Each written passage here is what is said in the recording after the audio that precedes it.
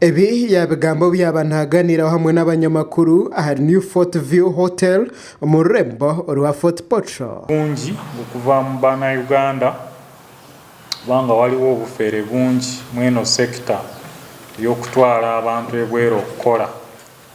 Waliwo companies ebicupuli ezifera abantu, waliwo ba agent abafera abantu.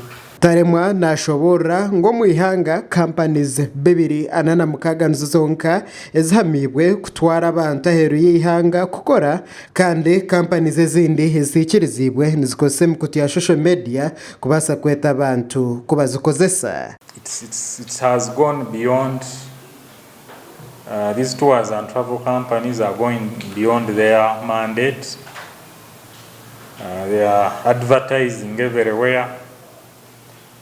They are extorting money, they are taking people. There are some destinations, for instance, where as government we do not take Ugandans to work, or specific categories. For instance, we do not take people to work as domestic workers in Iraq.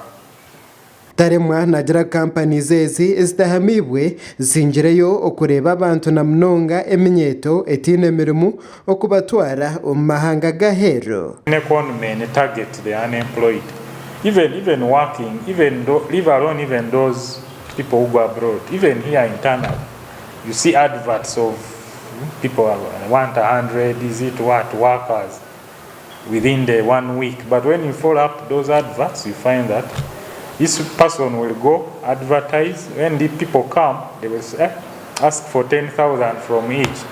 Burizoba ministry nehandika emishambwe kurengo muri 5 eyo kukusaba abantu kubatwara heru y'ihanga hamwe neyo kubiba, kandi company zirukwingana 10 kuruga umwaka gwa 2023 kusiyo umwaka gwa 2025 nizo zibasize kuba nizibingwa n'ingano zihoho kwamibwa kwazo ahabwo kuhenda ebiragiro.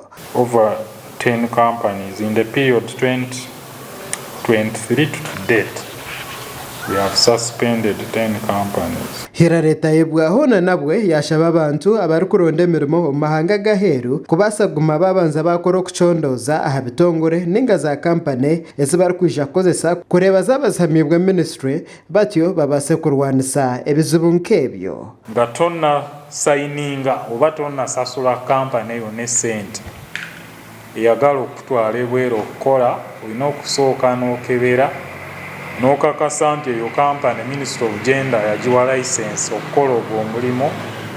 Amakuru aga gashakwa Justin Nyakische.